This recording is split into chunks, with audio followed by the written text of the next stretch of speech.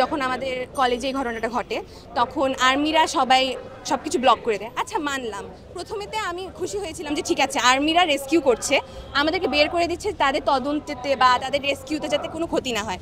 পরবর্তীতে আমাদের কলেজে আমাদের শিক্ষার্থীদেরকে ঢুকতে দিচ্ছে না, তাও মানলাম।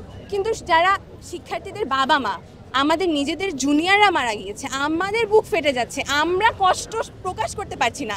সেখানে একটা বাবা মায়ের কী পরিমাণে কষ্ট হবে সেটা আসলে ওনাদের জায়গা থেকে না থাকলে আসলে আপনারা কখনো ফিল করতে পারবেন না। আমি নিজেও কখনো ফিল করতে পারবো না একজন বাবা মায়ের কাছে কী পরিমাণে কষ্ট হচ্ছে। সেইখানে তাদেরকে ঢুকতে দেওয়া হয়নি। আমার নিজের কলেজে আমার শিক্ষক, আমাদের প্রিন্সিপাল, তাদেরকেও ঢুকতে দেওয়া হয়নি।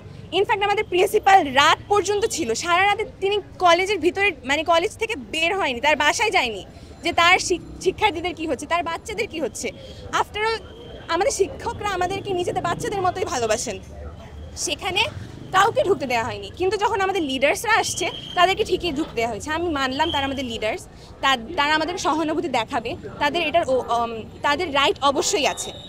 কিন্তু এই পরিস্থিতিতে তো আমাদের ইম্প্যাথি লাগবে না, এই পরিস্থিতিতে আমাদের সাহায্য লাগবে, আমাদের মেডিকেল সাপোর্ট লাগবে।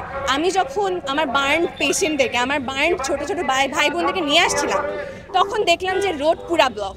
আমাদের নিজেদেরকে বের হয়ে কেন বলা লাগবে যে আপনারা সরেন, রোড ফাঁকা করেন? তখন যখন ঘটনাটা ঘটে সাথে সাথেই যদি আমাদের লিডার্সরা বা কেউ যদি রোডটা ফাঁকা করে দেওয়ার ব্যবস্থা করতো বা অ্যাম্বুলেন্স পাঠাতো, তাহলে আমার কাছে মনে হয় যেন আরও ভালো হতো। আর তারা যে ঢুকেছে আমাদের কলেজে সেটাতে আমি কোনো আক্ষেপ রাখছি না, কিন্তু যদি আমাদের গার্ডিয়ান যারা বাহিরে কান্না করছিল তাদেরকে যদি অ্যাটলিস্ট ঢুকতে দেওয়া হতো, তাহলে আমি মনে করতাম যে সব কিছু আরো ভালো হতো।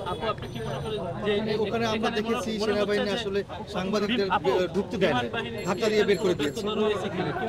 বিমান বাহিনীর ব্যর্থতা আছে কিনা সেটা তো আমি বলতে পারবো না, আমি একজন সাধারণ শিক্ষার্থী, একাদশ শ্রেণীর শিক্ষার্থী। কিন্তু আমি যে চালিয়েছিল বিমান পাইলট, তাকেও আমি দোষ দিব না। আমি যতটুকু খবর পেয়েছি সে শেষ পর্যন্ত সময় পর্যন্ত তার জেটে ছিল, একটা ফ্লাইং জেট মানে ফাইটার জেট। ওইসব জেটের মধ্যে ব্যবস্থা থাকে যে কোনো ঘটনা ঘটলে তারা প্যারাশুট দিয়ে উড়ে যেতে পারে, প্লেনটা ক্র্যাশ হয়ে যেতে পারে।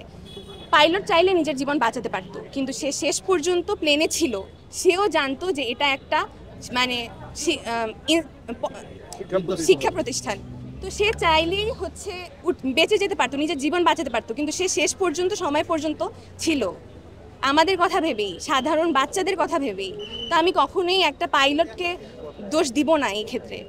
না, যারা উচ্চতর কর্মকর্তা রয়েছে বিমান বাহিনী, তাদের কি গাফিলতি রয়েছে কিনা সেই বিষয় তো আমি আসলে সেই বিষয় তো আমি নিজে এভাবে প্রেডিক্ট করলে তো চলবে না, কারণ আমি একজন সাধারণ শিক্ষার্থী, আমিও জানি না। আর আমি কোনো বিষয়ে সম্পূর্ণভাবে না জেনে তো তাদের ব্যাপারে কিছু মন্তব্য করতে পারি না। ওই ক্লাসগুলোতে এই পর্যন্ত কি পরিমাণ ছাত্র ছিল, এখন কি পরিমাণ হাজিরা, অনেক শিক্ষার্থী আছে ওখান থেকে এখনো কি পর্যন্ত আপনারা জানতে পারছেন যে তাদের সন্ধানগুলো? ওই বিষয়ে আমরা এখনো জানতে পারিনি, এখন প্রেস মিটিং চলছে আমাদের কলেজে, প্রেস মিটিং এর পরেই সব জানা যাবে। জি, আমার নাম ফাইরোজ আশকা, আমি মাইলস্টোন কলেজের একাদশ শ্রেণীর ইংরেজি মাধ্যমের একজন শিক্ষার্থী।